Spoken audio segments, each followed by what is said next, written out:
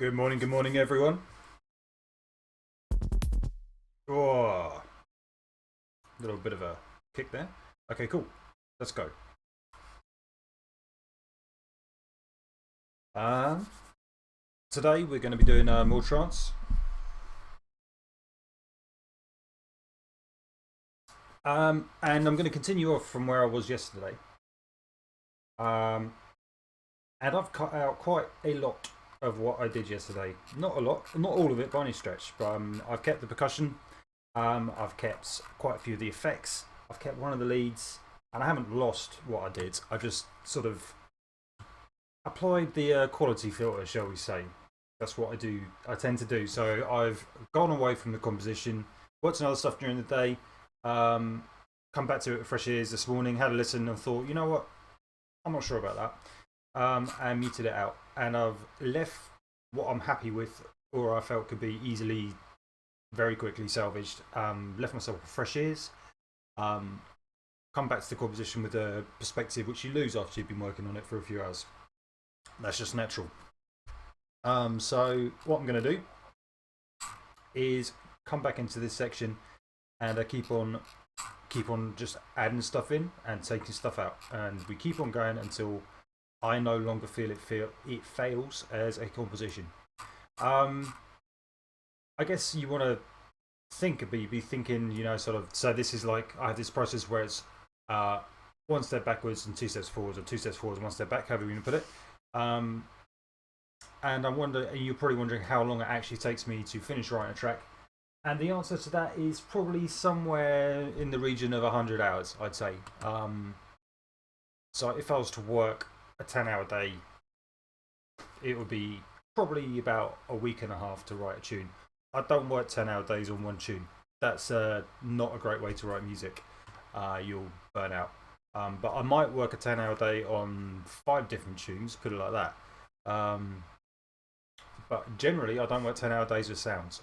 You will not be doing your best work in the last half of the day. I tend to work about probably 5 hours max writing music, electronic music. And then I'll do other things and I'll think about what I've written, and that's just as much work. It's just as important to think about what you're going to write and not listen. Give your ears a break, but think about what you're going to write. Think about how it went. Think about where you're going to go next. Just don't actually do music. Go and live. Go and have experiences, then write about that. That's much better than just banging your head against a wall. Okay, so we're going to keep on going. Let's have a little listen. I'm jumping back to the beginning because this section isn't finished. It needs more work.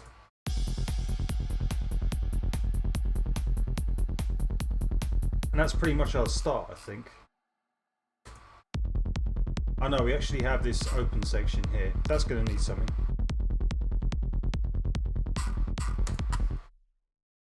And I think we should start putting that in. Because I can immediately set something up, I think. Let's go for a instance of massive. Because what I really need here is a lead of some sort. Something which is going to. A hook. I need a hook. I need something which is going to carry the rest of the composition. And also, I'm going to have some kind of atmospheric intro.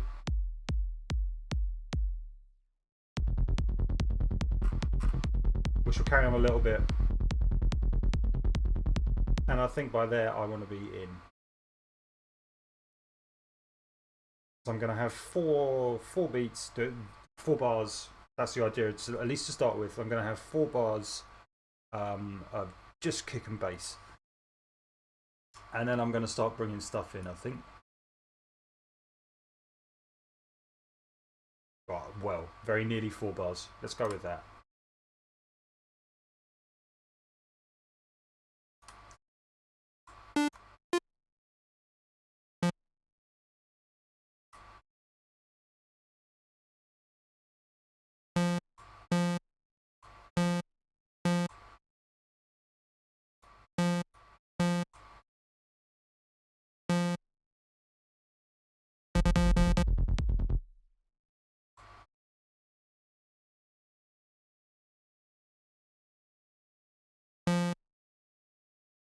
And I'm not going for a complicated lead here. No fancy harmony or anything like that. I'm just going for something which I can develop.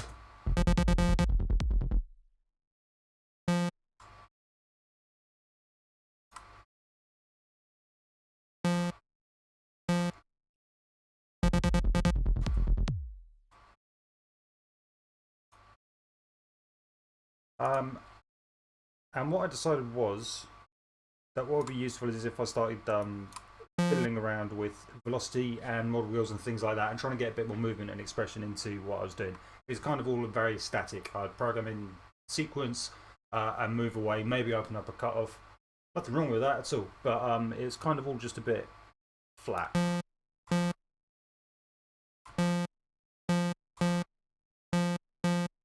That won't make any difference at all until I actually route velocity to something. And I think I'm maybe this formant, I'm not sure.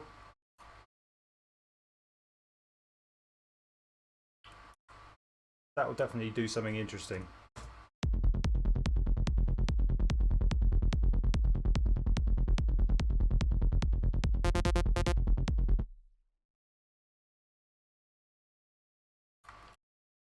And I'll come to the bar I'm working on.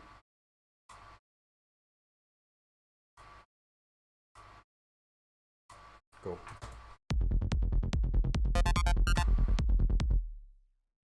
That's too much for the start. I want something far darker.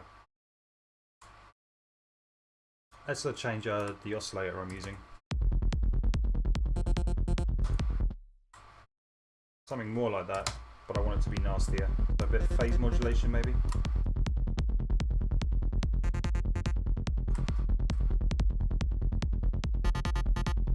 Yeah, I can get a sound out of this. That's nasty. Let's up the unison a bit. Maybe just a smidge of detune. If you need more fine control over this detune parameter and massive, it's kind of huge. Just change that.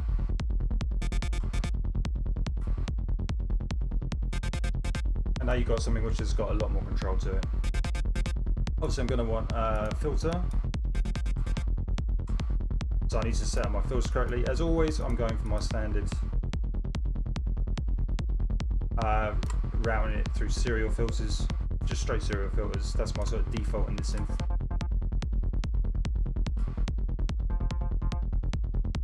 That's too high. There we go. I'm looking for something pretty low. Maybe even an octave lower than that.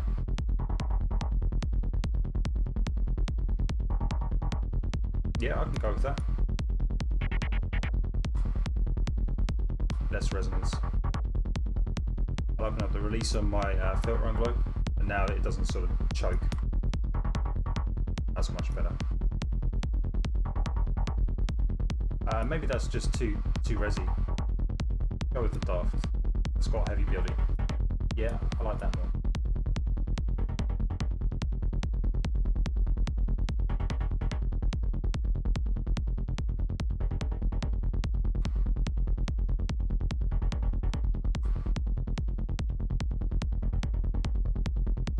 That almost doesn't have enough though. Okay. Low pass 4. I think it's going to have to be just a good old low pass 4.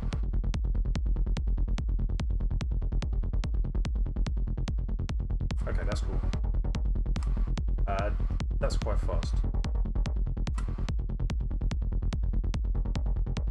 Yeah, I like that. I want something really subtle to start with. And I want some, I've got to figure out, I could try attaching velocity to this just to get a bit of movement in there.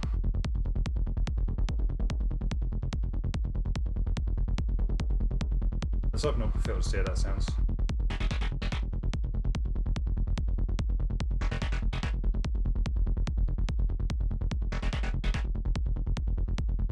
And I'm still using this formant thing, so I can get a kind of sync sound going on.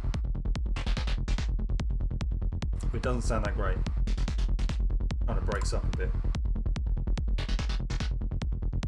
I think I'll leave that alone. I could try a different mode. That's got some guts to it.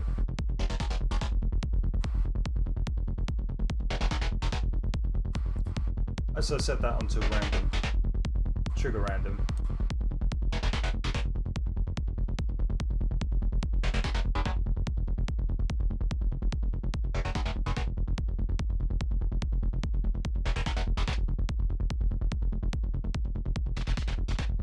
No, not that.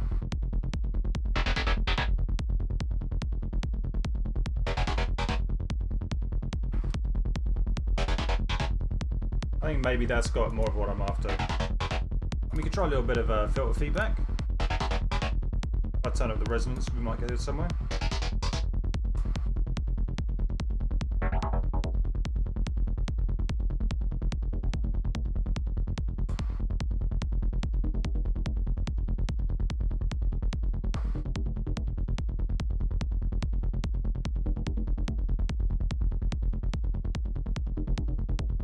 And I kind of think I like this as a 2-bar pattern. I think it's that's got a good feeling already, even if it needs a bit of work. So let's put in our EQ to make sure that we're nice and safe in the channel, not taking up loads and loads of bass headroom. Or just headroom really, not bass headroom. Headroom full stop.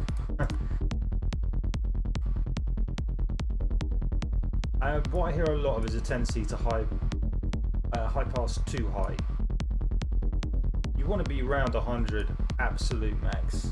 And I don't mean your cutoff, I mean what's coming through here. If you're losing below that, then your sounds will have no weight. I mean, if you're losing higher than that, if you lose higher than about 100 hertz, then your sounds, as in on here, you're distinctly losing a lot more frequency than higher than 100 hertz. Then what will happen is your sounds won't have any impact, and maybe that's what you want, but for your main character hooks, your leads, I'd have a real hesitancy about doing that, because your mix is going to feel too light. Obviously it's always dependent on what you come up with, but that's just my feeling on it. So a delay, I'm trying to build a delay in Reactor at the moment. I'm not that happy with this delay. It has some odd behaviour sometimes.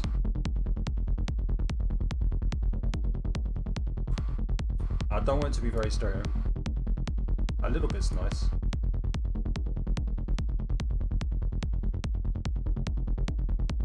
I can barely hear that.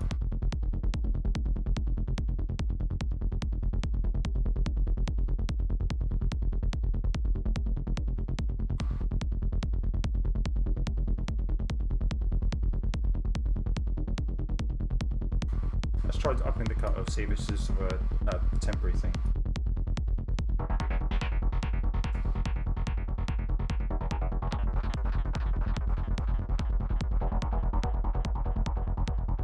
I guess it is.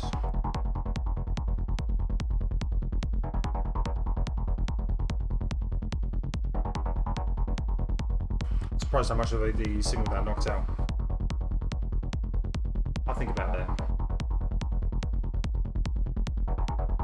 And that seems to sort of go to mono, which is good. Let's try a little bit of chorus on that sound. Sometimes chorus can be good. Slow chorus. I don't want much of this at all.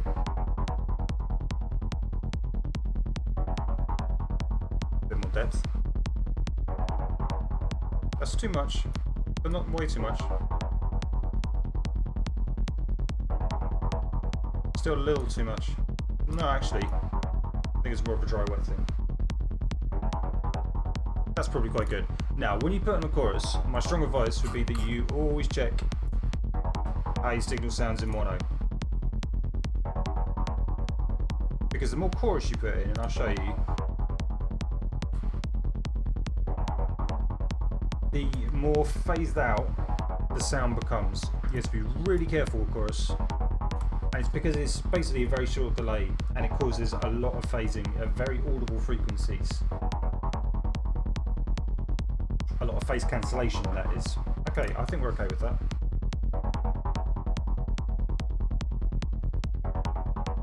So, I I've got to get movement in this. We're going to duplicate these out.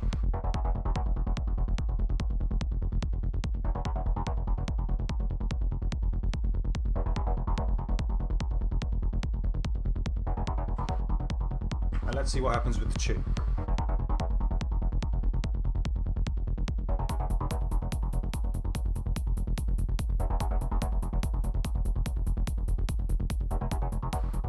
And where we actually want that to go.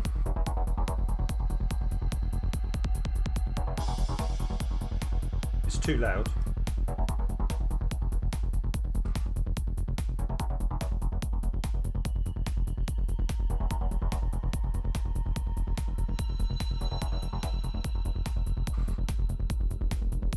And I kind of like it actually coming in more in this section, being as a kind of nasty background lead.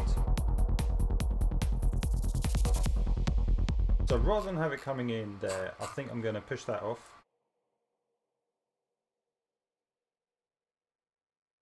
And maybe go from 33 instead.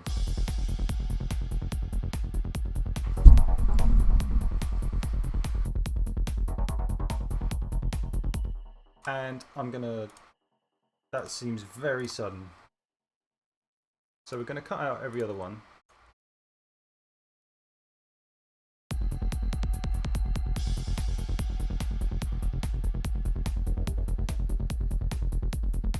Now we're getting somewhere.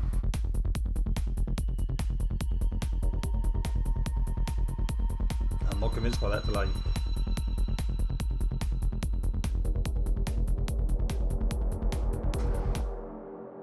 I'm losing that delay. I need more delay than that. More warmth in the sound. So we're going to switch over and pull out my standard guitar rig 5, which you'll know I use a hell of a lot. It's kind of like my go-to, my Swiss Army knife. I pump that up, reduce the speed, pump the feedback up a lot. Above 7 it starts going back in on itself, which we don't want. Maybe a little bit of spring reverb here. Let's see how that sounds.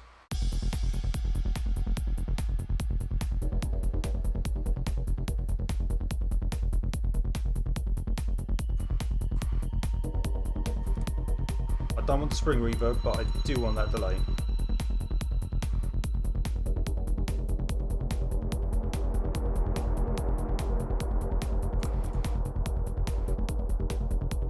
This reverb.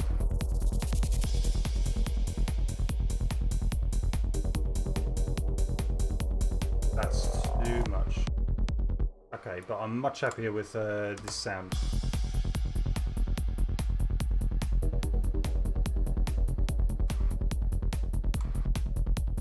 Some room reverb. Now we're cooking.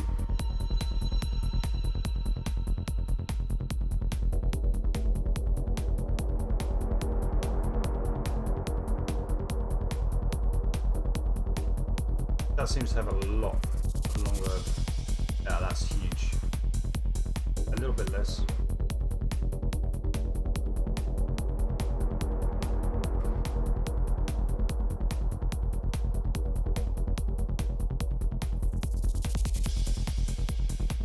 I think at this point I'm going to start opening up the cutoff.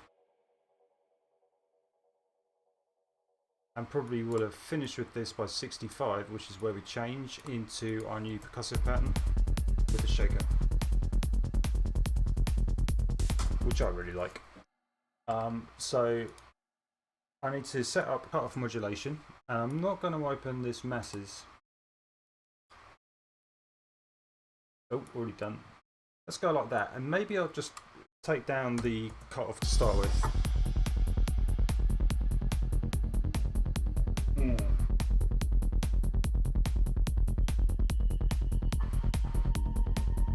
That's nice. I'll go with that. I'll relabel this cutoff.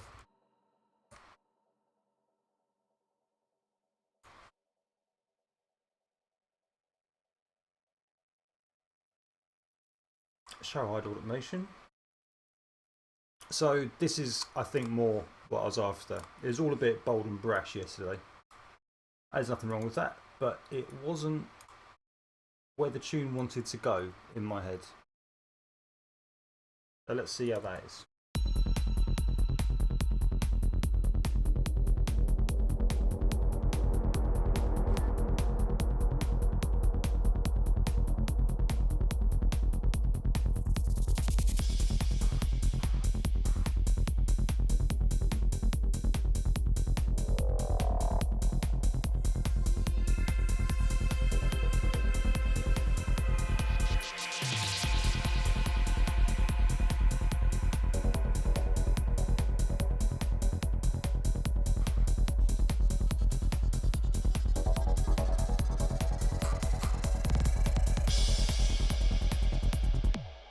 I'm much happier with that than pretty much all of what I wrote yesterday. And I'm going to duplicate that out.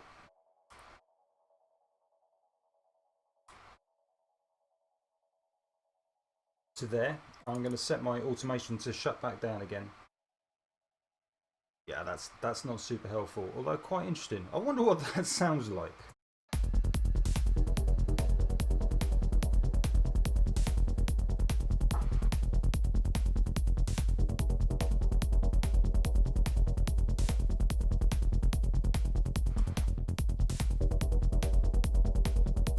I don't hate that. We might keep that.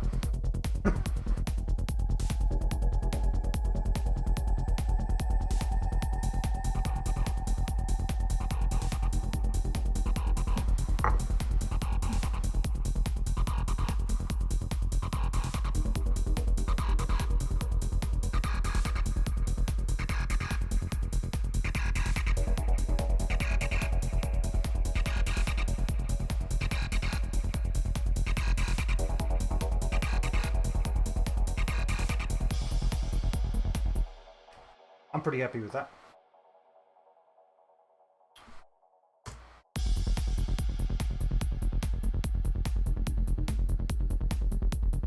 What did I think? I thought it needed something at 50. No, let me listen properly.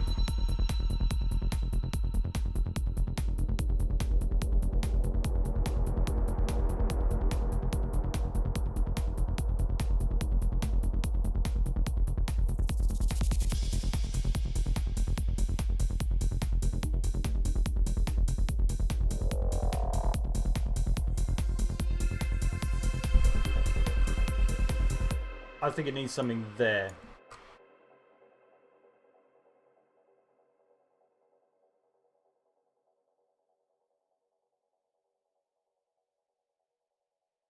Some kind of weird synth effect. I'm going to go with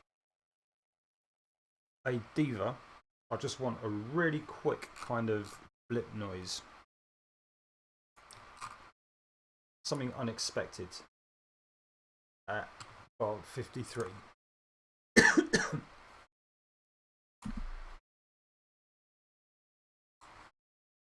A noise sort of bouncing off into the distance.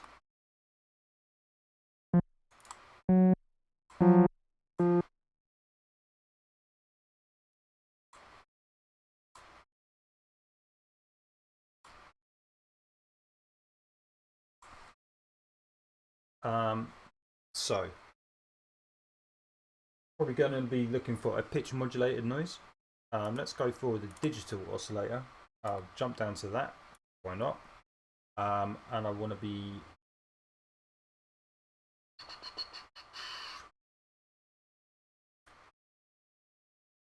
modulating that with envelope 2. I'll switch that to an analog envelope. Let's see how that sounds.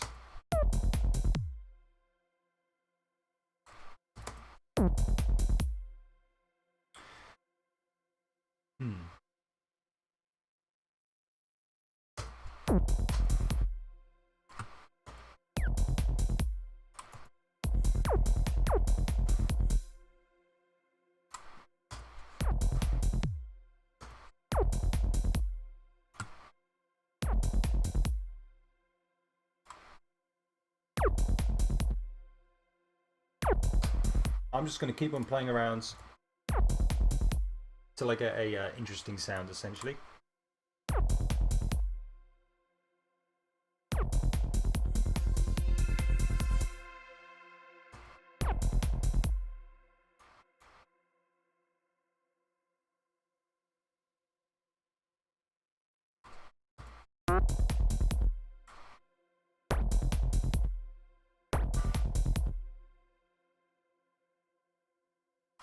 And that's, yeah, I can go with that.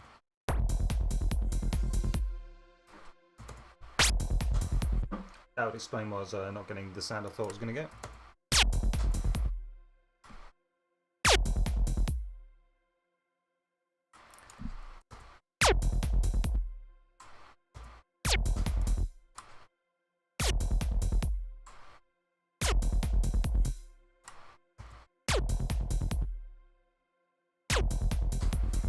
Just keep on going until you get someone you like.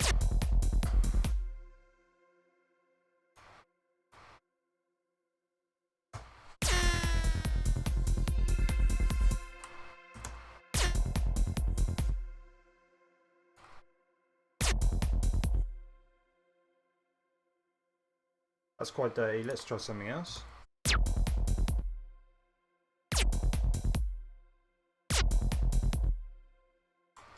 We could go the other way.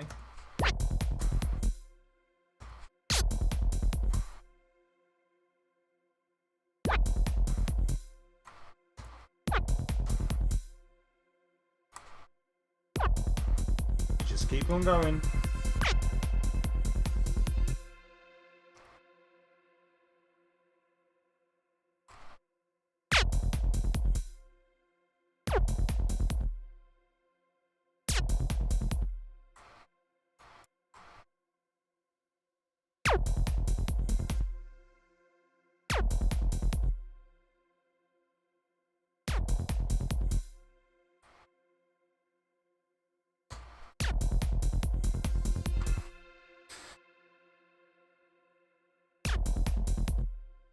I think that'll probably do.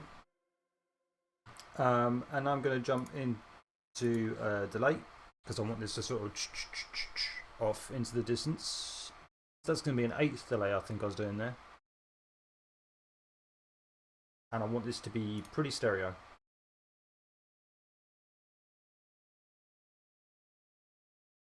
There. Chuck up the feedback.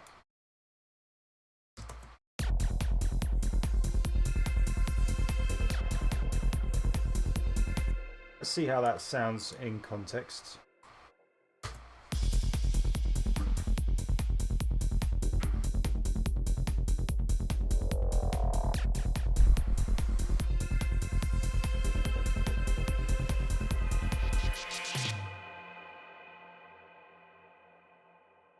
Quiet, but good. Once more.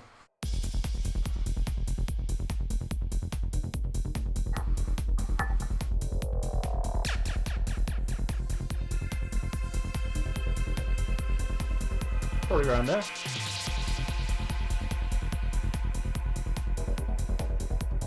And also I think we should have some sort of fill at bar 49.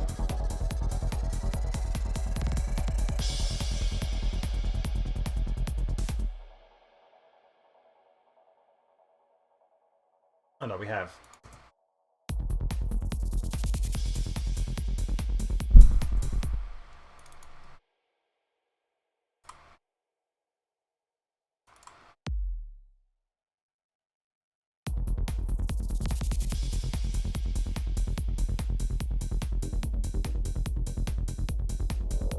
That's a bit better.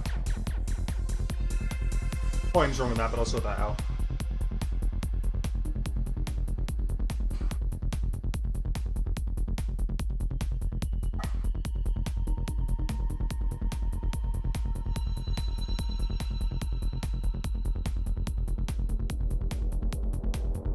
Maybe a fill there, little one.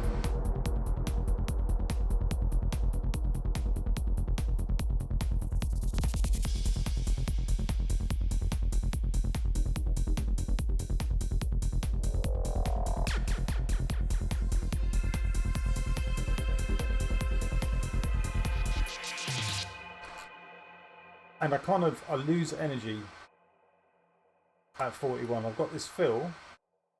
Was it 41? Oh my god, this game.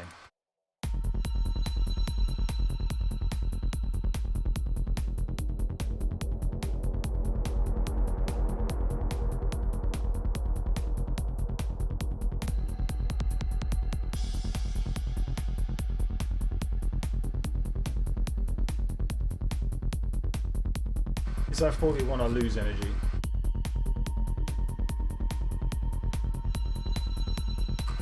So nothing happens at 41. We get this sweep up, but nothing happens.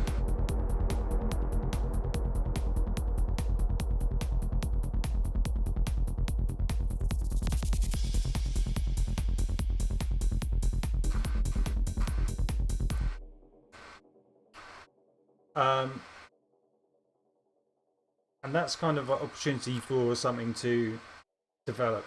As is 49. Nothing really happens at 49.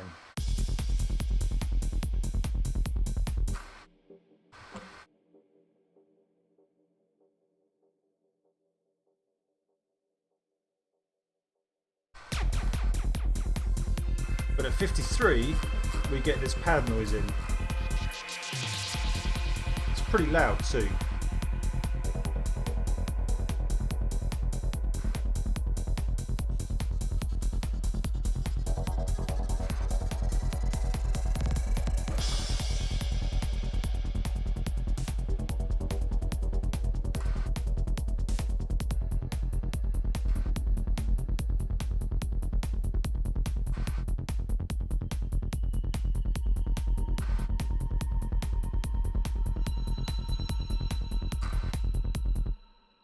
So we definitely need something at 41, I feel. Let's open up another Diva.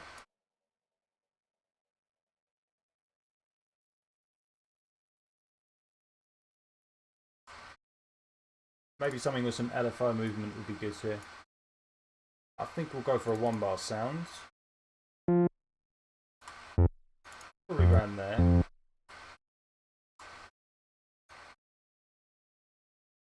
And I want the LFO2, we'll say, to control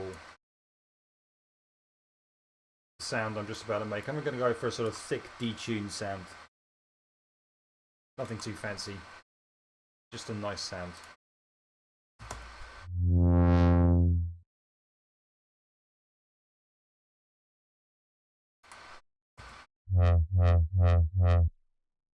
And I want it to start going down, not up, so I'll change the phase of this oscillator to 50.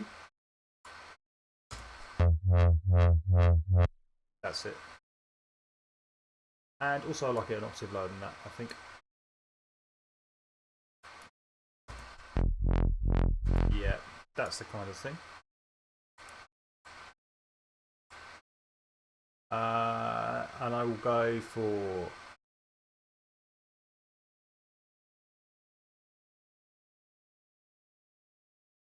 that, and I will go for saving.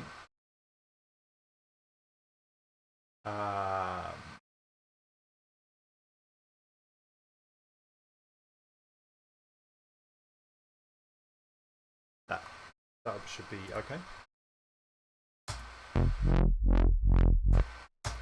Pretty nice.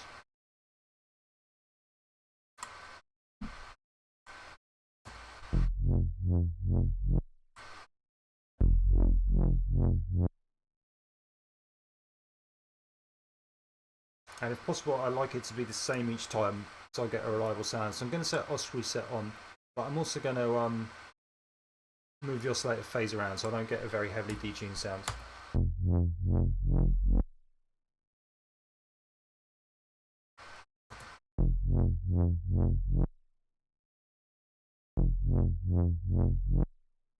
That's fine. I'll set up an analog envelope.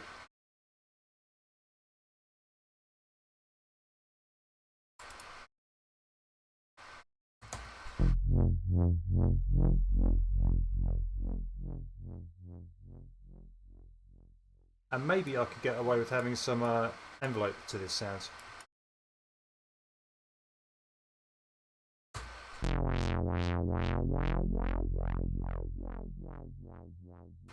That's probably a bit much.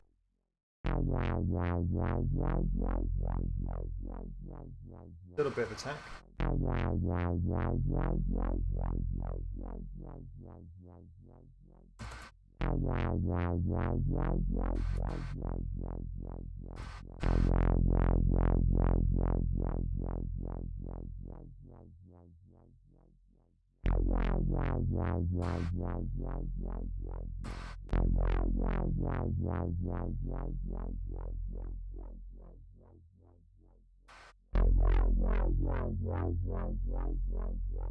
Yep, that's all good. So now I need EQ because obviously there's a lot of bass in that sound.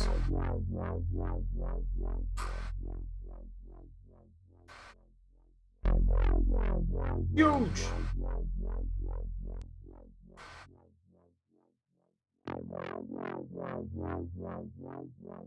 I think probably around there. When you've got a spectral analyzer, always try and use your ears, and look at that, there's still bass in there, which is a problem. I'm going to change the EQ on that. I don't think our Pro EQ is quite up to the task.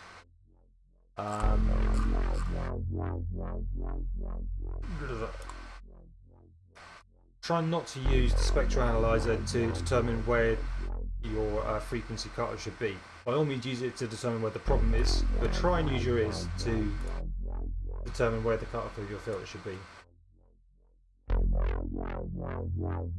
Little look. So you always go with the sound of your ears, but you can use it to determine where the problem remains. And you see now I've got rid of that. There's always a bit of an overlap on a spectral analyzer, but I've now got rid of that problem area. That sounds better to me, quite a bit better. Can't really go lower than that, higher than that even. Let's try and use Diva's inbuilt delay just for a bit of variation.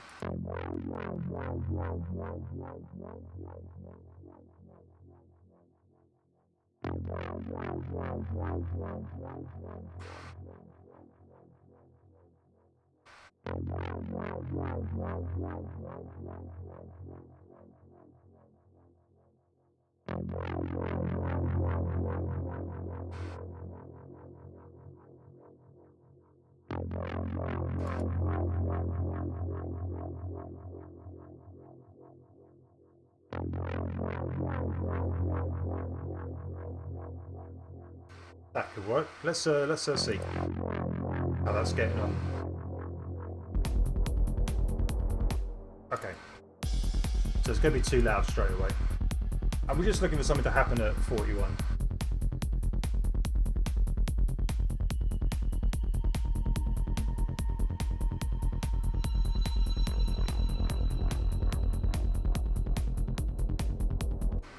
I think I like the LFO faster. To my surprise, let's switch to an 8th.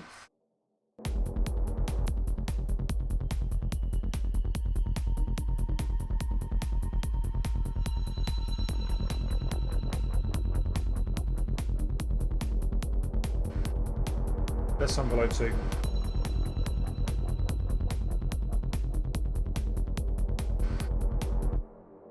And I think I can get away with taking this cut-off higher and making the sound louder.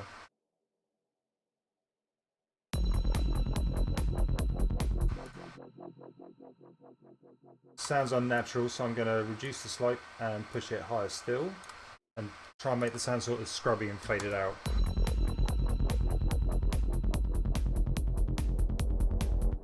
It's funny, the LFO modulation, it sounds slightly out of phase, which I wasn't expecting.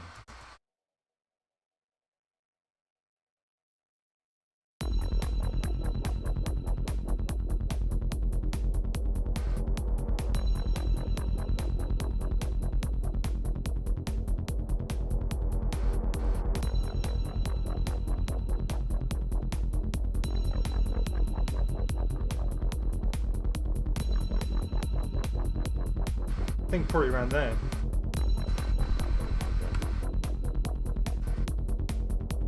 Okay. Okay, so perspective. You can't just listen to a sound and expect it to be right. Let's go from this point.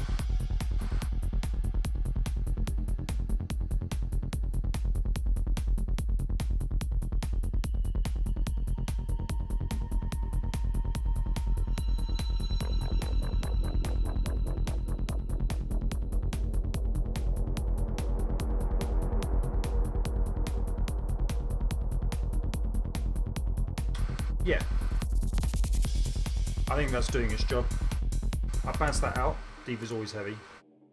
Transform to audio track.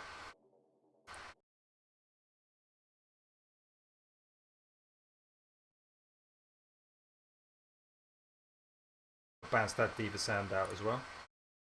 And the nice thing is, obviously, I can always get these back at any point, any of these tracks.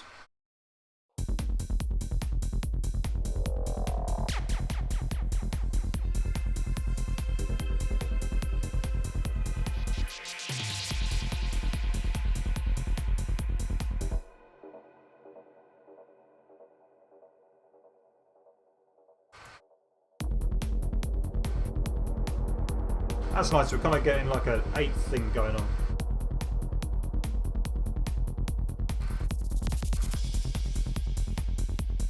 I might start thinking about using the leads that I've already made, but maybe not with the notes I put in, because I like the leads that I had. They just weren't working.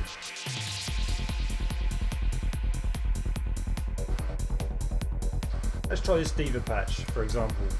So I'll turn it back on, and I'll go to the channel, I'll reactivate its plugins.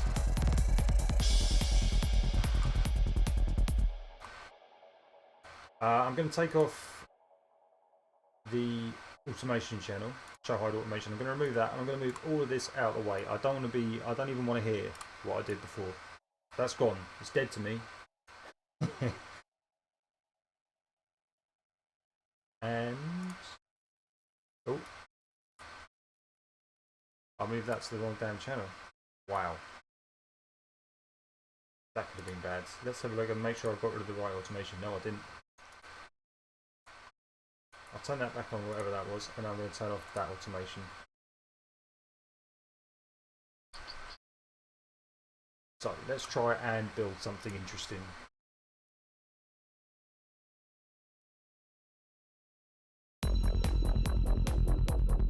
And I think probably 49 would be the sensible place for this to be coming in.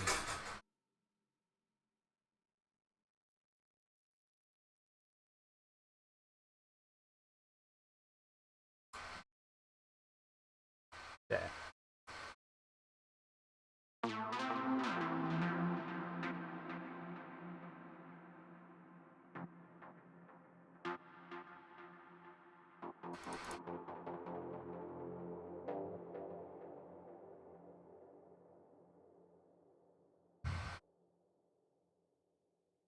That would almost make a good pad noise. So let's try that.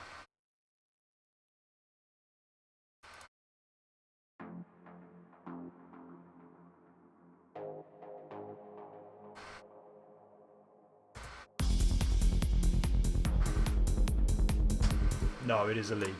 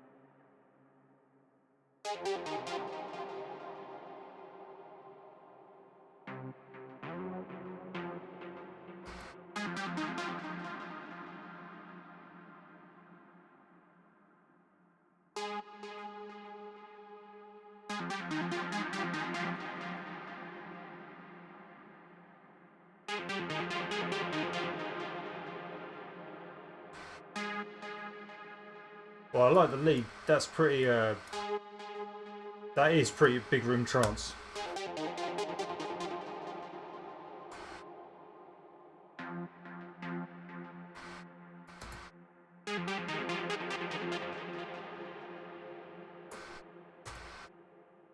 I'm not sure I'll be able to get away with that there, but I'm going to hang on to that one.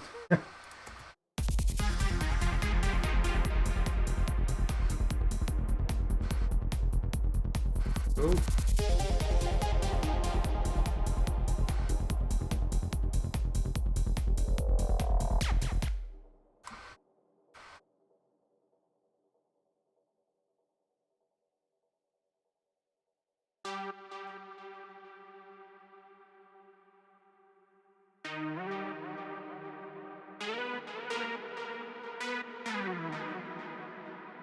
Alright, let's get a melody going on here. Come on.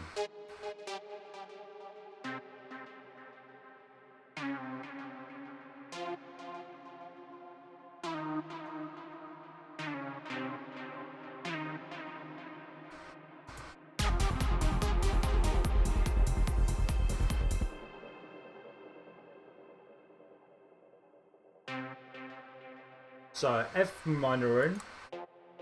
Let's figure out our scale.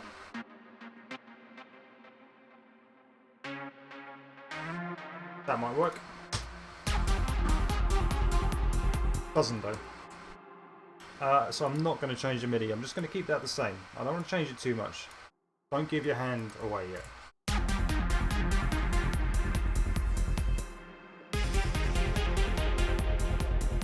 Where's my automation track? It's very open filter. Show hide automation. Let's turn that back on.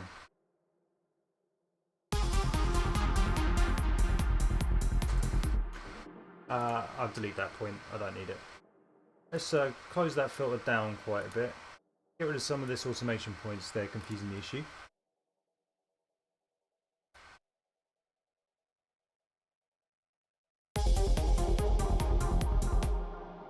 That's going to be more like it, I think.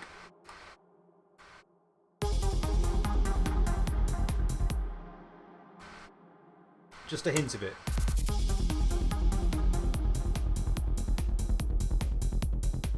That fits in there.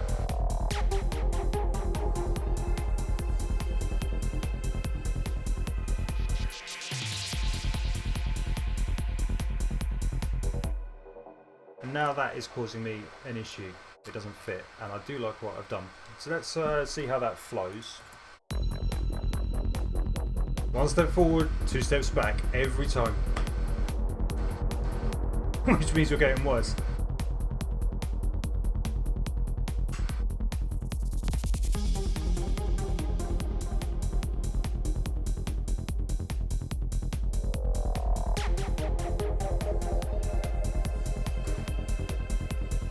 I've cracked the wrong thing.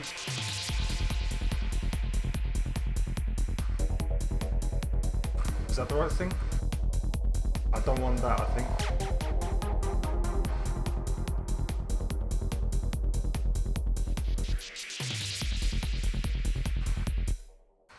Yeah, I think that's more what I had in mind. And this is going to need work. It's still quite abrupt, but I like this patch. I think it has potential. Yeah, so I completely screwed that automation. Easy enough to fix though.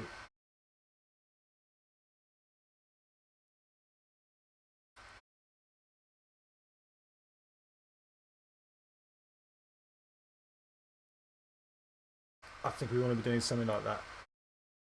Probably around there.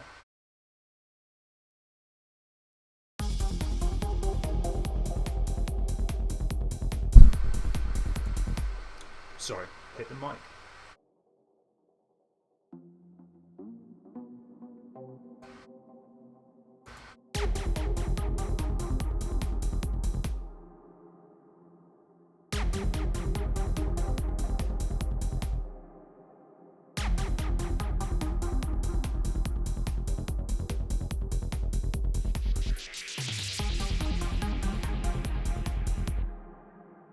I do quite like that going down to the C. It's just a little touch. It gives it a little bit more movement.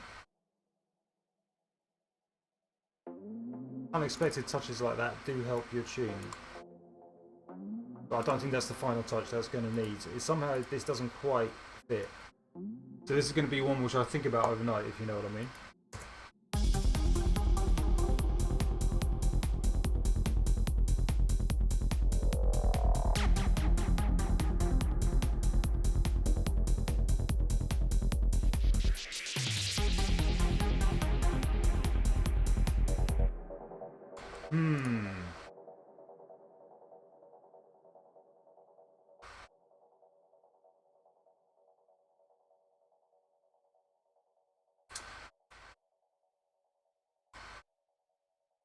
I wonder if a little bit before the bar could help as well.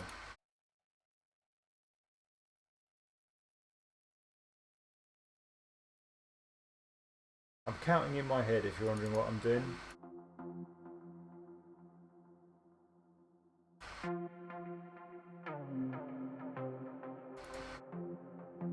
Trying to figure out where I'm writing.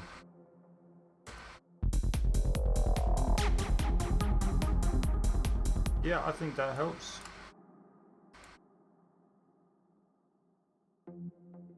So again, I'm going through my list of possible options that I might do. How can I make this part fit better?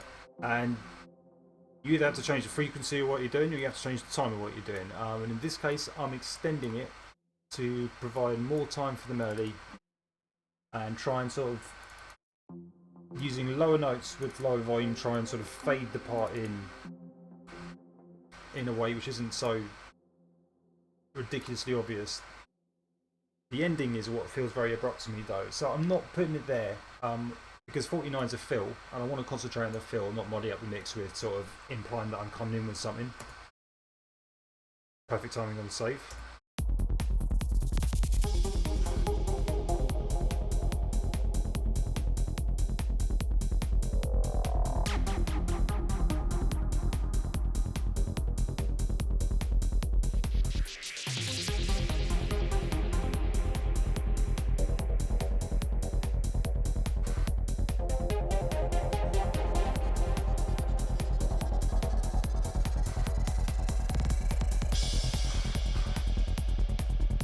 And I'm into my new section there. So let's have a listen to what this part was, because I can't remember.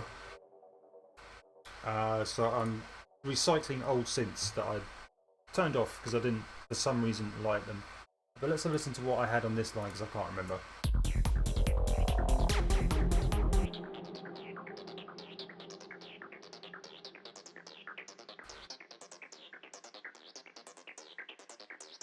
I can't remember the synth at all. Let's turn that on, shall we? Or make it better. There's not a great line, but I have a use for something along those lines.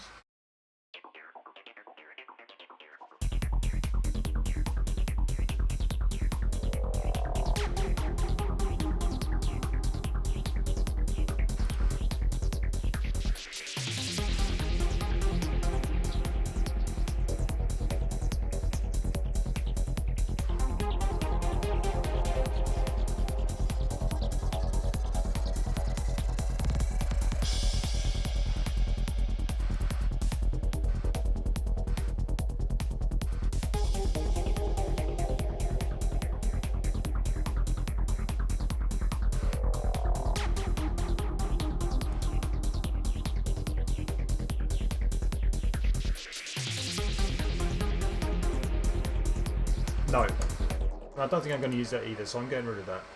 Remove tracking instrument. What else did we cut out of here? The dub chord I cut out, I didn't like that.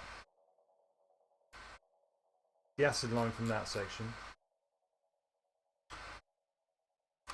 And our second bazille. So let's move that across. And I think we might have found our solution.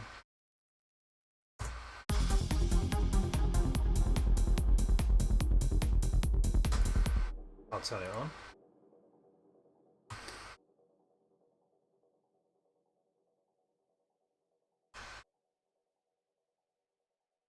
Turn on its inserts.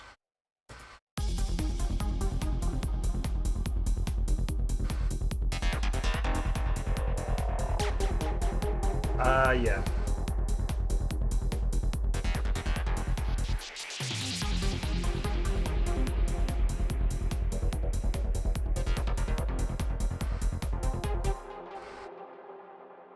Now we're getting somewhere.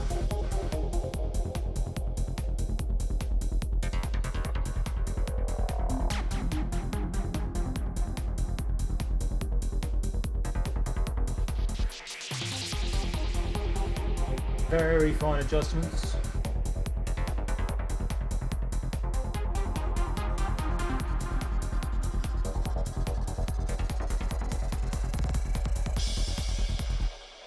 And I don't think that last one is actually doing any good at all. I think it's just there because I've got 3 others. So let's have a little check on that.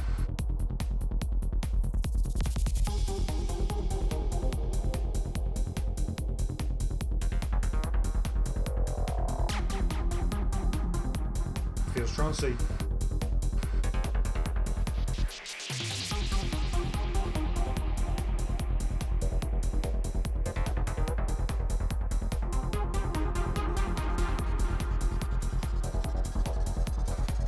It's better.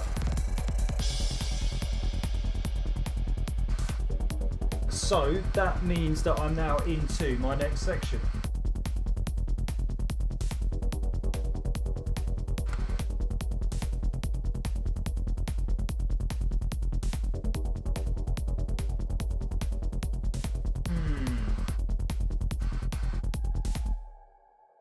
Let me take a couple of minutes. Go and make myself a cup of tea. I'm going to visit the restroom and I'll be back. Always good. Every hour on the hour. Take a break. Just give your ears just a couple of minutes. And your brain. 2 seconds.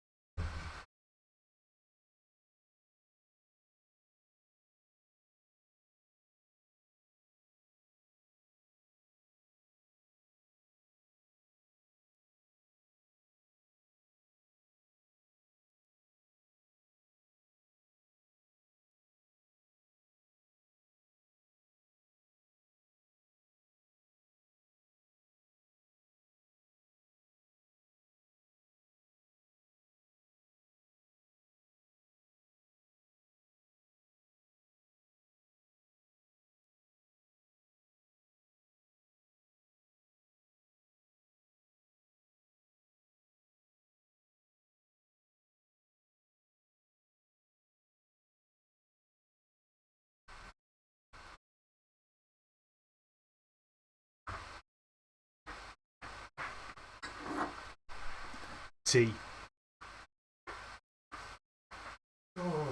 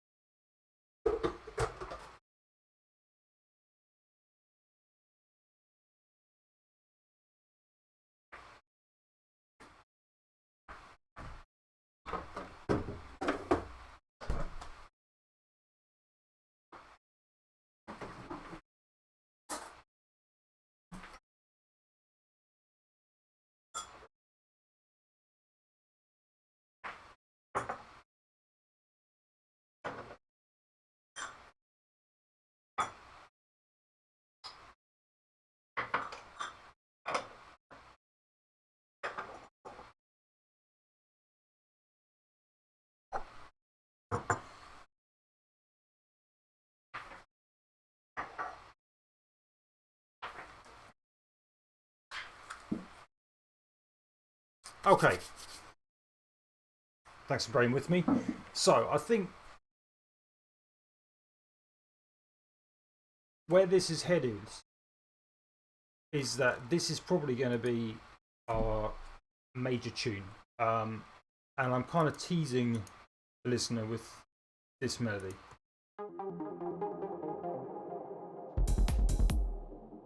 So I can't give them that at 65. Not by 65. It's far too soon in the tune. We're only. Really, at the moment, we start there. So we're a minute into the tune of probably. Well, if it's mixed, it's not going to be less than sort of 5 minutes of mixing, is it really? So I can't really give them the tune, the big tune, until at the earliest there, I'd say 129, which would give me room to play with them a bit, have a breakdown, and then a big drop at 129. And that'll be a fade out, and then go again, and stop at 165, which is too soon, but you get the idea. It's too soon for this melody, basically. Not to tease it, I like that. I think that's fine.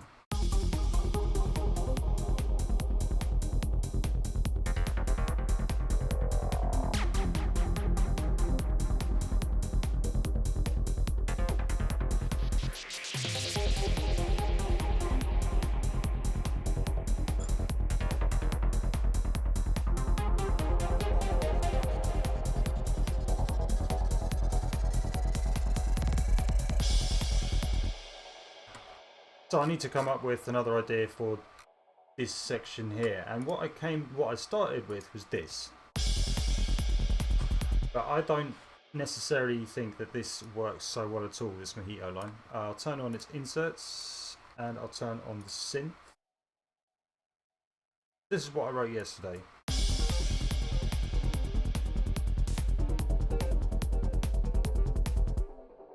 And I kind of like the first bit, but I don't necessarily like the second bar. So I'm not shy of chopping things around, and I'm just going to cut that out. Make sure it's a bar long.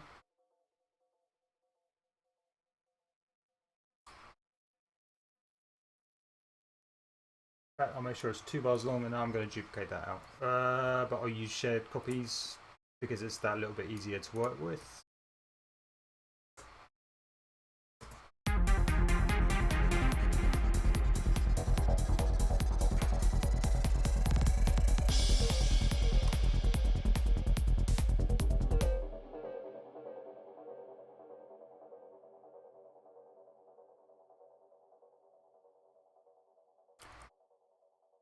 And I'll fix the mess I've made with all my automation mistakes. About like that. Struggling for precision, so I expand the track down. And that gives me a little more precision.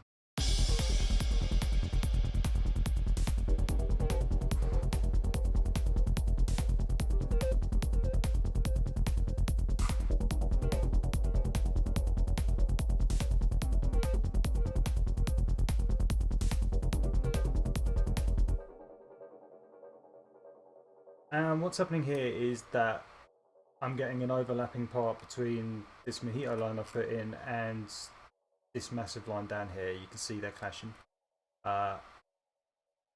So it's going to be better if I grab all of this and move its position in the bar. If I make it there, and maybe even there, I think we're in the clear. Let's have a little check.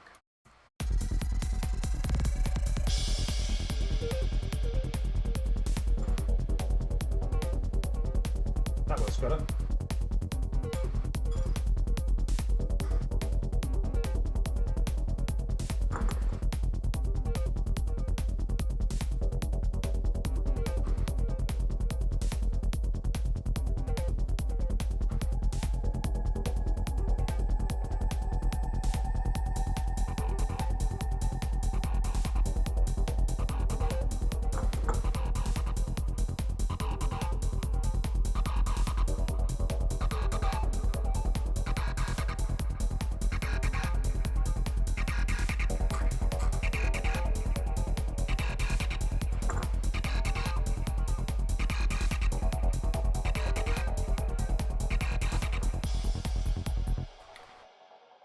And I think we need fills, not fills, pads.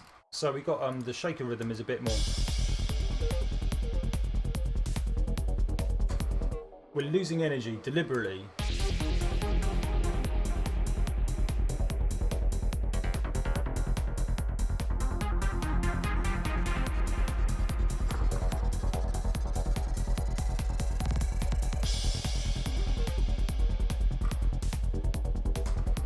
We're deliberately losing energy going into well, we're losing melodic energy and gaining percussive energy with the shaker. So I'd like to sort of give the listeners something to hold on to as you change. Otherwise, it's quite abrupt, the loss of melodic energy. So I'm going to put in a pad.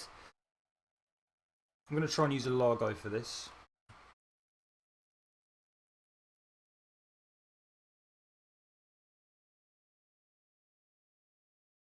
I'll init the program.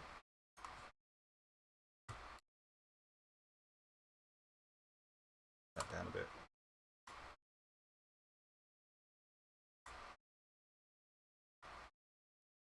It's going to be a little bit easier to work with.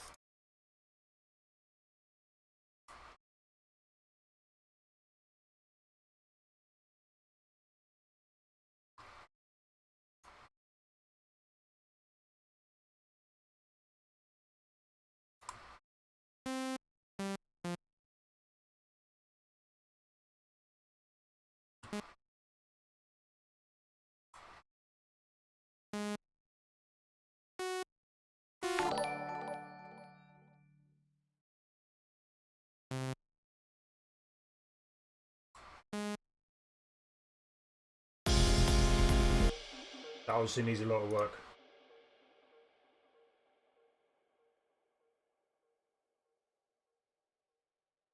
Hey, thanks for the follow, Costans.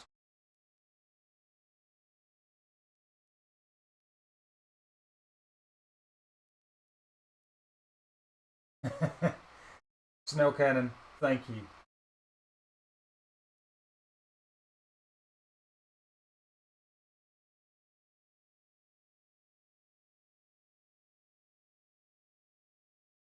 I will certainly bear that in mind. Thank you very much, Snell Cannon. Yeah, I know what you mean. Something needs to happen to ease it in. And you want a what kind of noise?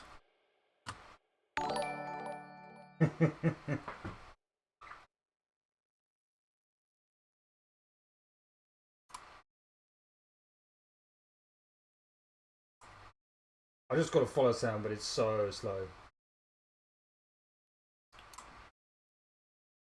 Thank you, Snail Cannon.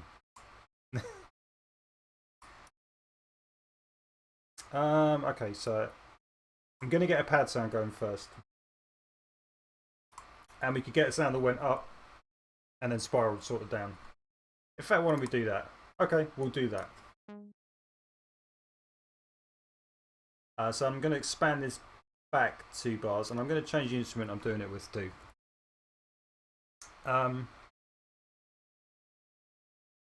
Am I? Yeah, I am. I'm going to do it in Falcon. Replace.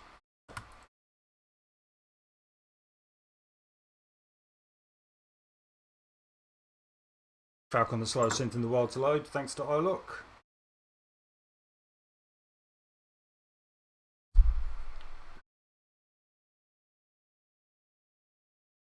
That might just be a straight crash. No, there we go. Good old iLook. Okay, so tree. New program. Add layer. And then add key group. I'm going to lose the analog oscillator and I'm going to try and do this with a wavetable oscillator. Make it go sub-low for no good reason. I'll probably resist that, but I don't want it to go sub-low or it's going to cause a lot of problems. Well, maybe. You never know. We'll see what we can do.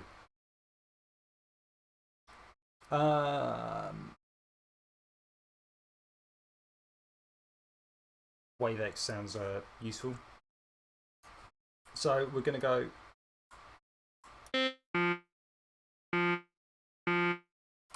like that, and I'm going to use the pitch bend, strangely, the pitch. I'm going to start at 0 and go like that. I think that's what you're after. I just want to work on this.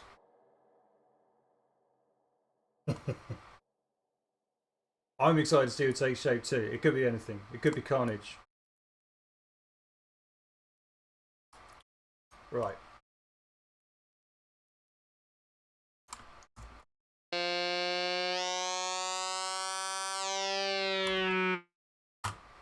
That sounds pretty crazy already.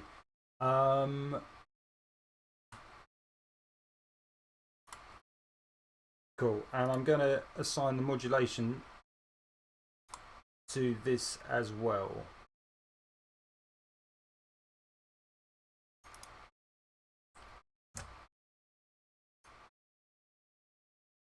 So the pitch bend modulation is going to go straight into. Whoa. Where's pitch bend on here? Pitch bend. There we go. So let's see how that sounds already.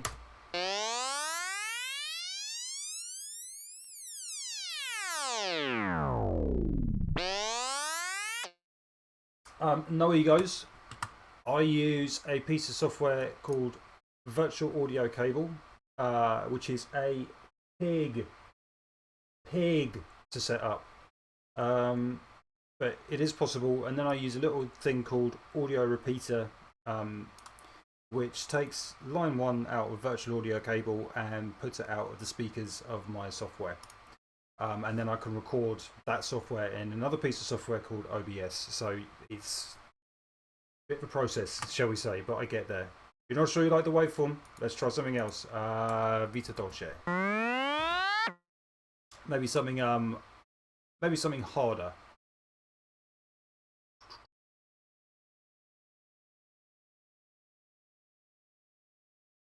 Ooh.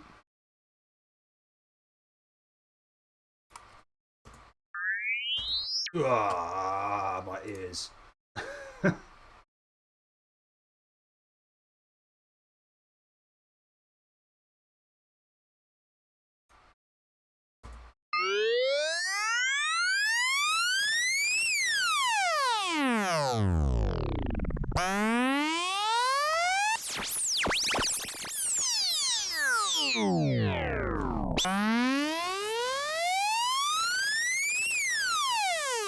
Pushing that alias in.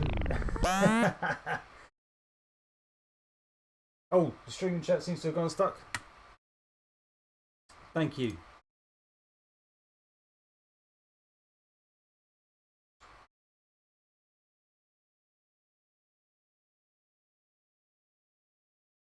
I should have sorted it out by now.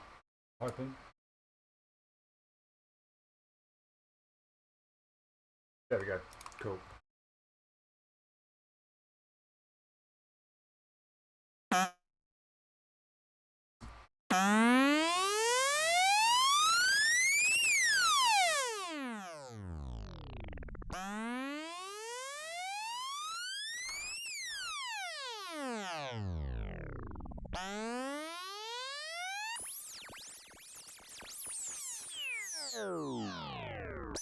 I think probably that one. That's what's going on.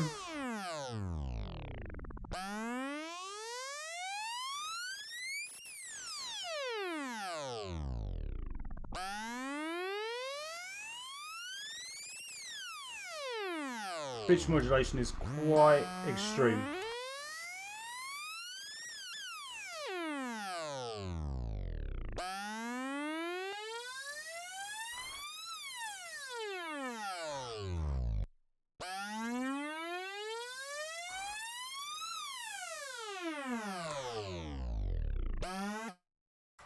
Okay, I'm going to need to get the bass under control, at least to some degree. I can go down to about 100 Hz, but lower than that it's going to start causing problems. My main software as a DAW is Studio One. For synths, I have sort of 3 or 4, I'd say. So Falcon is my main granular mangler. So I use that to get a lot of atmospheres, a lot of reverse fill kind of sounds. For a wavetable synth, it's a toss up between Largo and Massive. I like them both pretty much equally. depending on the situation, I might use one over the other. If I need a lot of modulation, I might use massive. If I need absolute crystal clear wavetable sound, I'd probably use Largo. And for analog goodies, I use Diva. And I also use Batsy a little bit, but not a huge amount. Mainly for hard digital FM sounds that sound deliberately a bit crusty around the edges.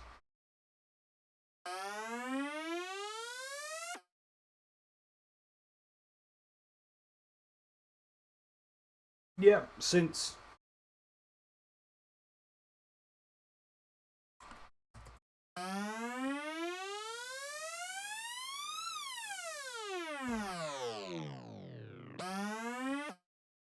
and I'm going to modulate the pitch with an LFO as well.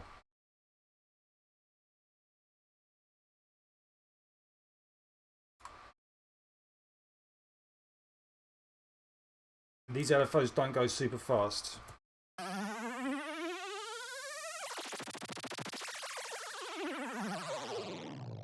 I wish they went a little faster. I suppose I could do something like that. That.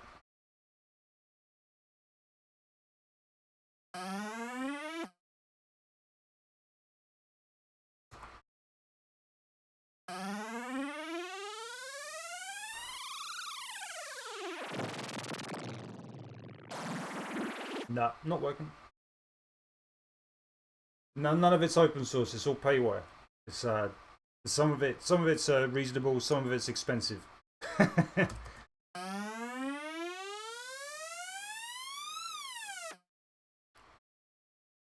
I think I'll be able to get a delay going here.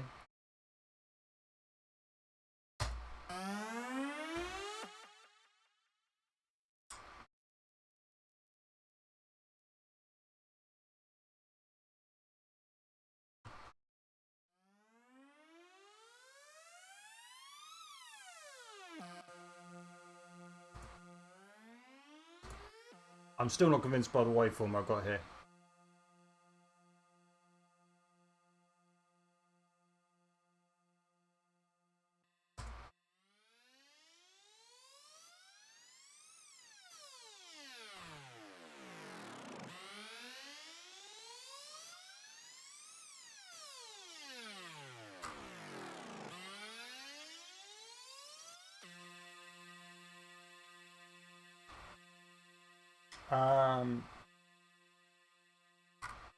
And I can put a low pass filter as well, and I can use the pitch bends to control that as well.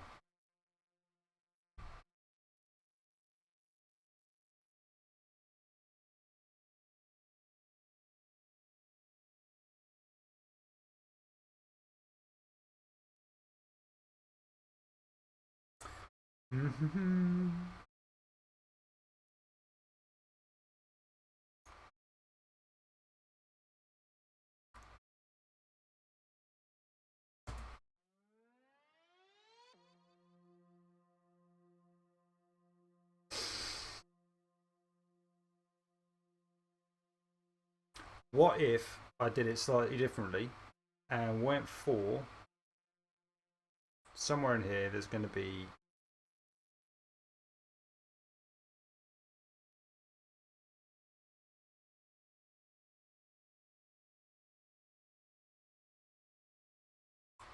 something like that. Now, if I take the actual, I can pitch bend it much less severely now.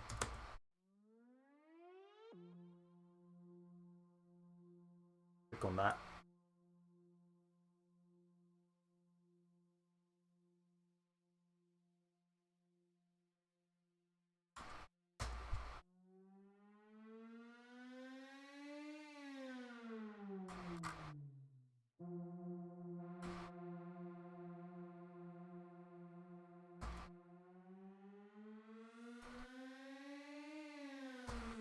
That's not the kind of sync I was after, but it's nearly right. Something like that, maybe.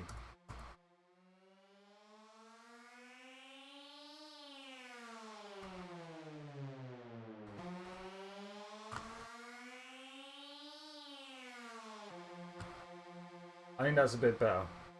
Um, and I'll get the brick wall filter. I'm going to use it on the cutoff as well. Make it sound a bit nastier, schnasty. Um,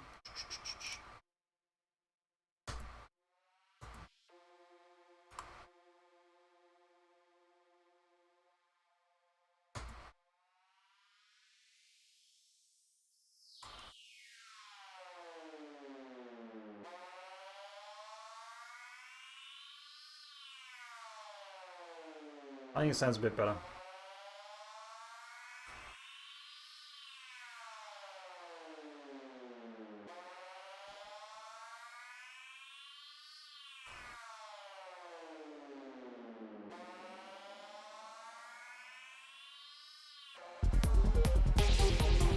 Let's see how it sounds.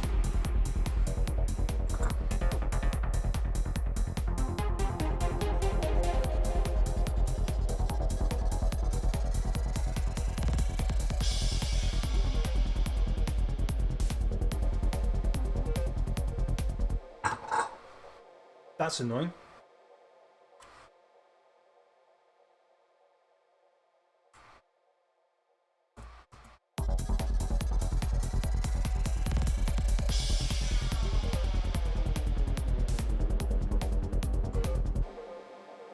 Typical.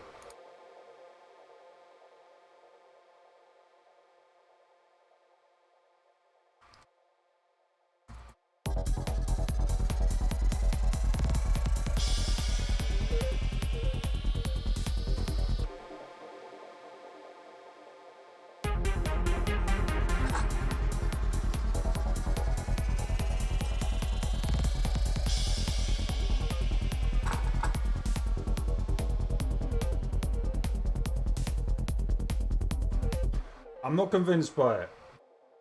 We'll leave it for now. I need to work on that sound.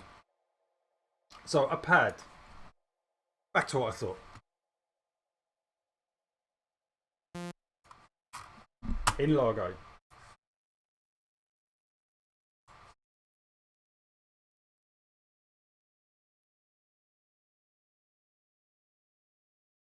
That is pretty much exactly how I feel about it, Smooth Funk. It's fine until there.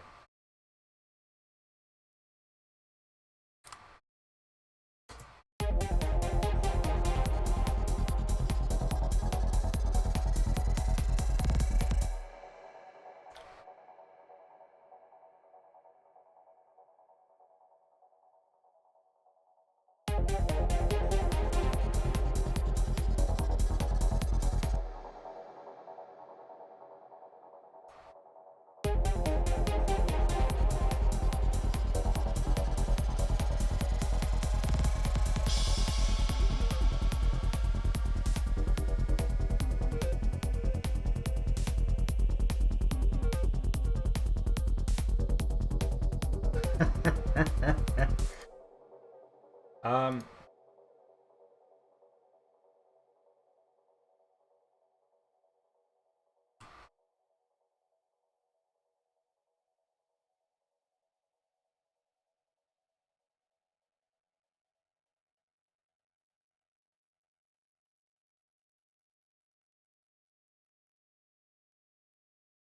something like that. I'll work on it. I promise. I'm going to write this pad.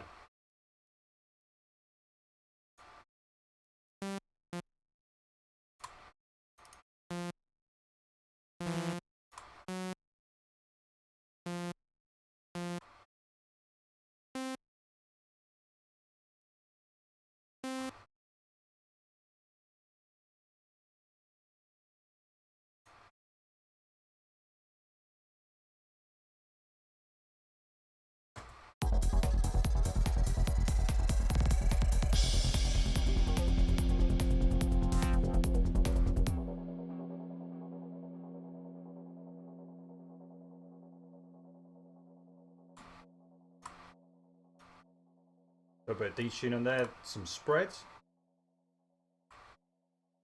Grab some random waveforms. And normally you can get Largo to sound pretty nice, pretty quick.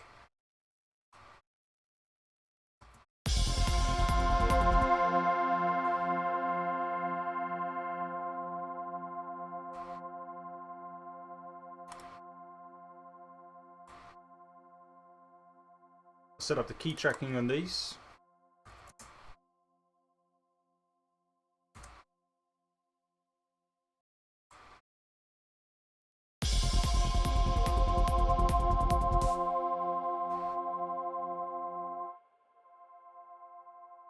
I'm looking for quite a sort of thin sound. I'll get some reverb onto that.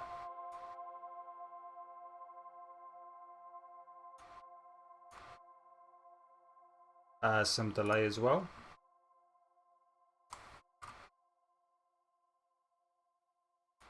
And I fancy a phaser.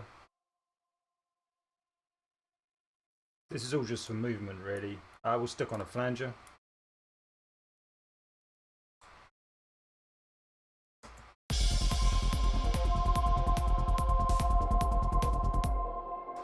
And using our LFOs, we're going to modulate the waveform.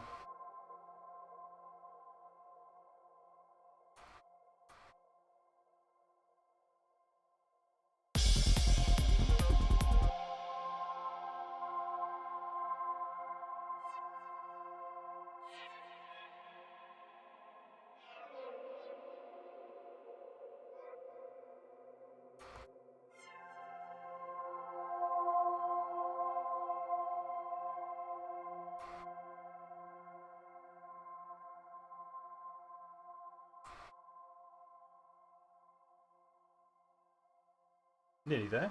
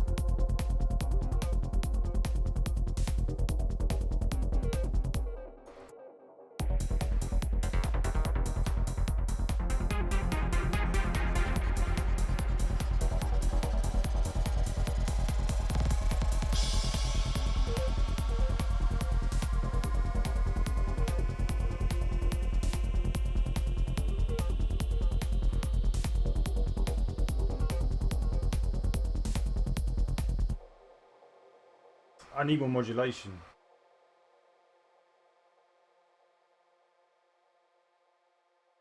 I'm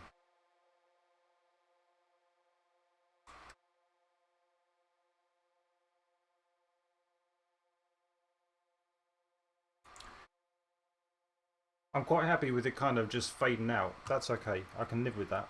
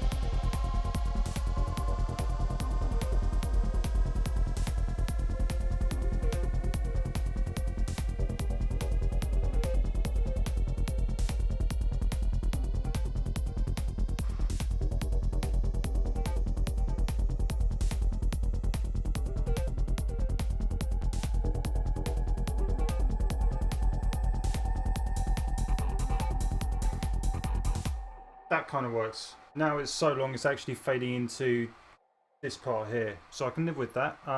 Let's affect it.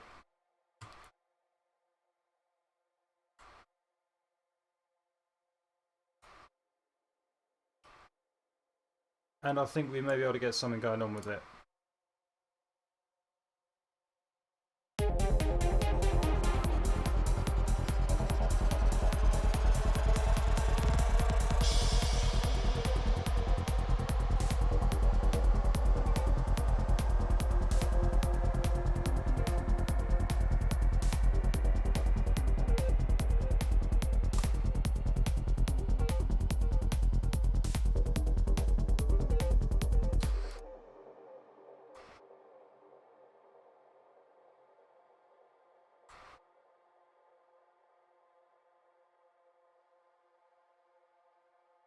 I want it to be about there, and then I'm going to actually take out a load of the release. Seems to have a huge release, considering I set it at like 3 seconds. That seemed to be like an epic level release. Something a bit funny about that.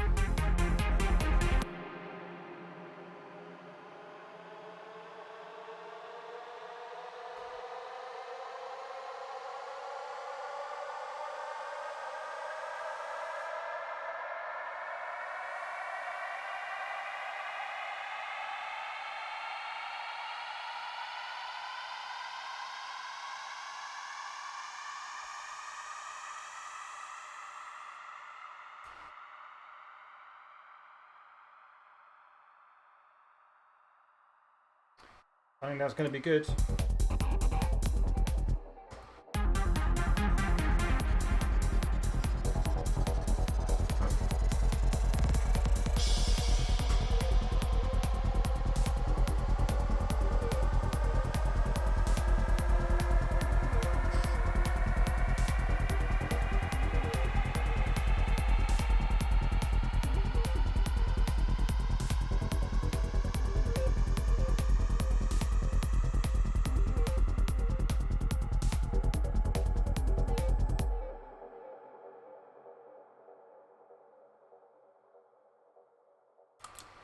I think we should be nearly there with this Falcon. Never got it to go down. I think maybe if I'm going to get a downwards pitch thing, I'll use a different part.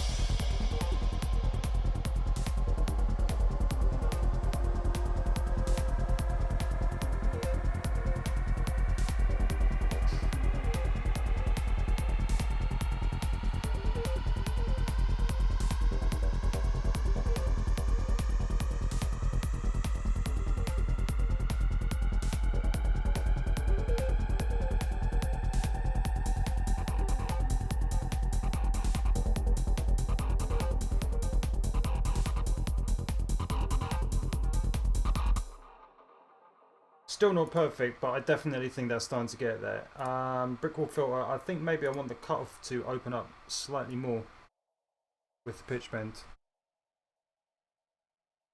Maybe like that.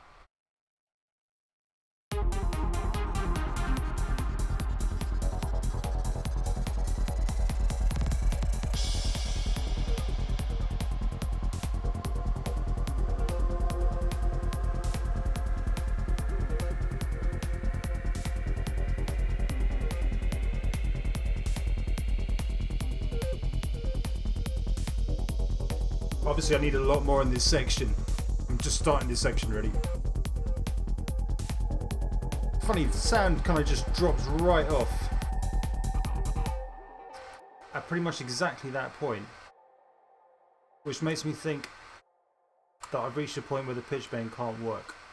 So if we go for more like that, I think. The problem with listening to a long part, you have to listen to the same thing.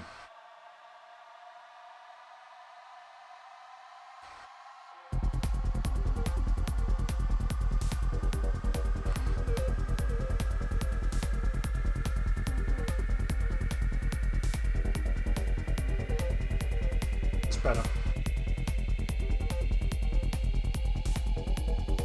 That's better.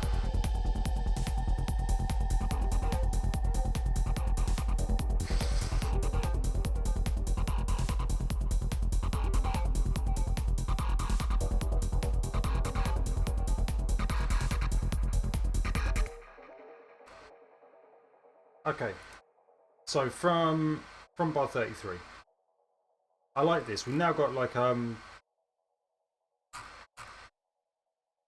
this weird section here, which is kind of in between, and this now feels like the new section. This now feels like a new section at 89, where it didn't before. It felt like a continuation. It was at 57.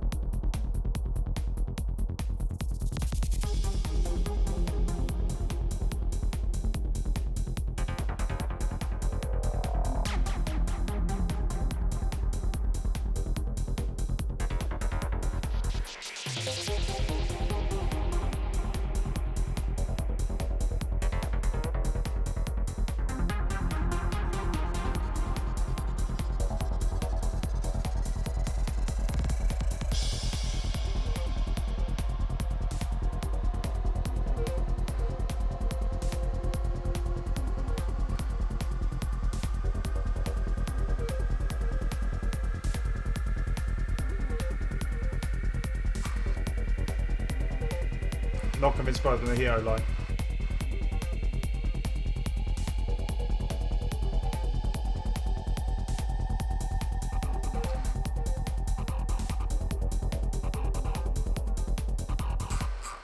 And that sounds a bit weak too. So, oh, I didn't mean to do that.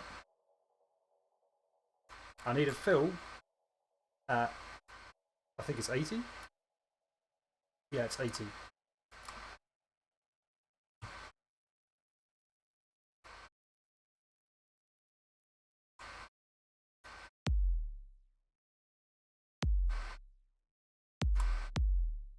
Let's see how that sounds.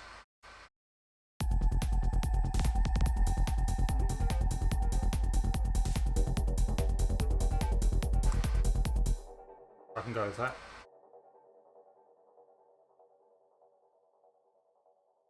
But what it does make me think is that the percussion in this section is almost too much, because I want the shaker to come in at 81. So I'm going to separate out these ones, and I'm actually going to take out the shaker.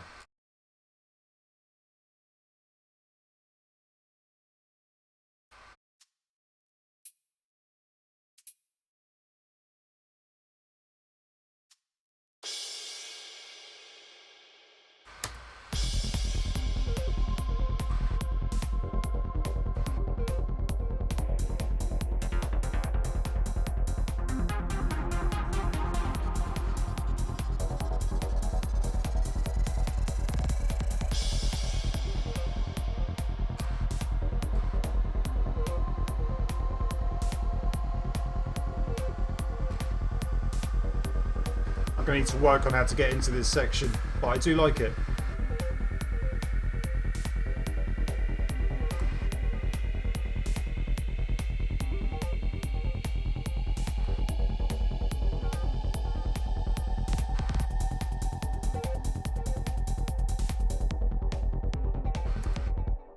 Yeah, I think that is working. It's just not great yet.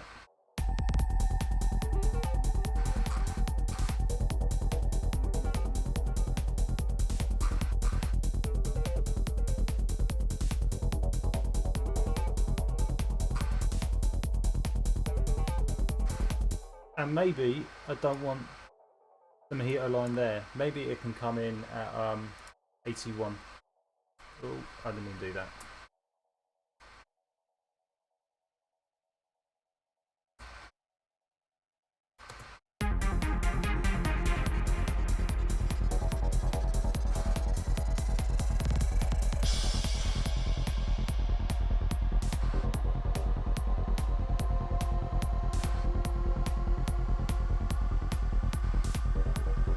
I think this is going to be better. Obviously it needs work.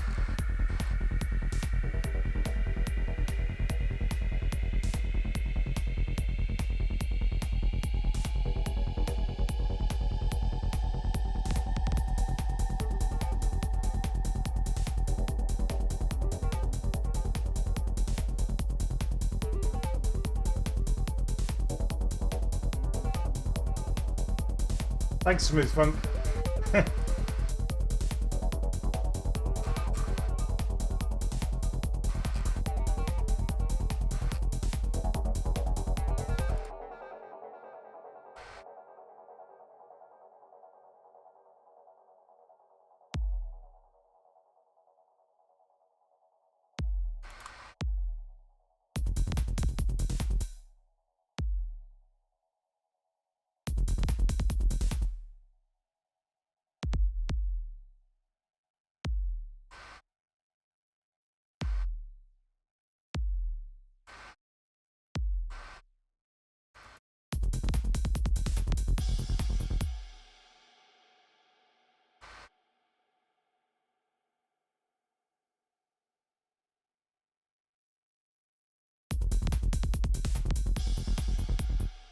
Why is it putting in an extra little fill on the end of that kick? Very interesting.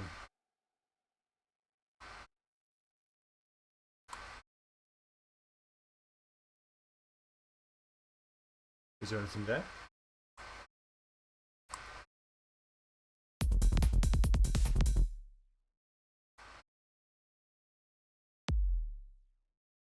I think there has to be an extra note in here somewhere, which is kind of weird.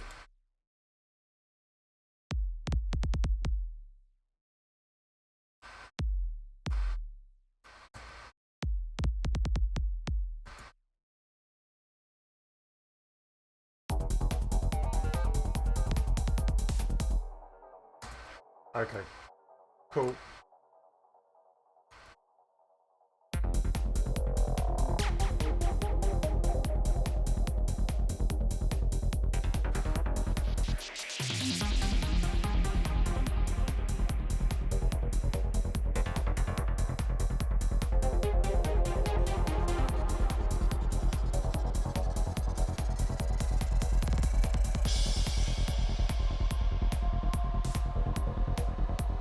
It's pretty clear. I think percussion is what I need to work on in this section.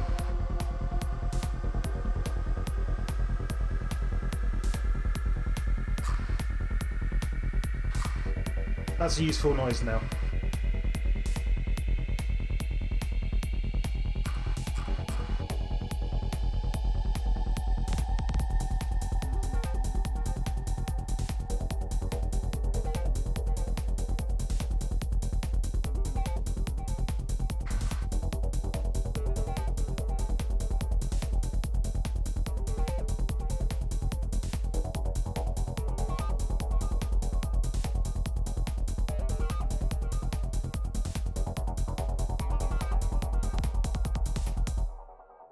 And I'm really happy because now the shaker sounds like it's making sense. It feels like the shaker section is picking up a gear.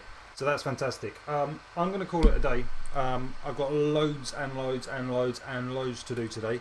So thank you for watching. I think it's been pretty successful. We haven't made a huge amount of progress, but I think we've sort of fundamentally restructured how this track was. And I think for the better. It's starting to feel more like a first section. Whereas yesterday it kind of felt like I had all these leads. Some of them were really good, some of them really weren't. 2 seconds. I've just had a brainwave. If I put in, I wonder if that will now work.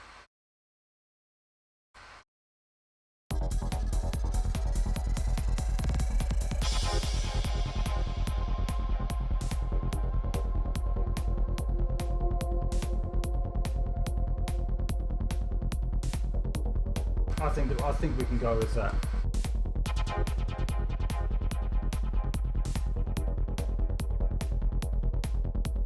That makes sense of that part.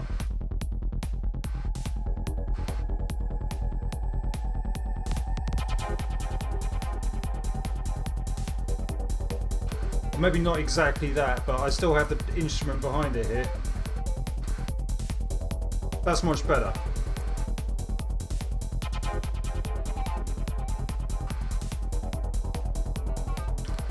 Okay, cool. That's me done for today. I have loads and loads and loads and loads to do. But a final moment of inspiration at the end. That felt good.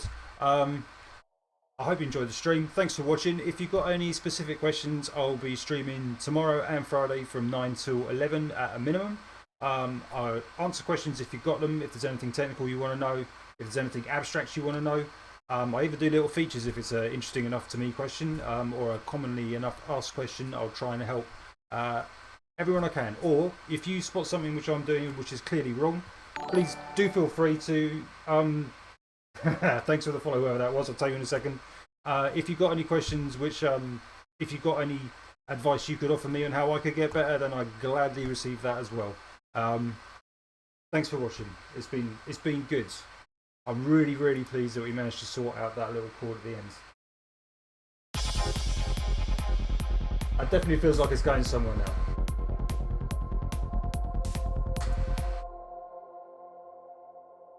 I'm trying to see who follows. It's just like, no problem. I enjoy streaming. It's been a good time, Smooth Funk.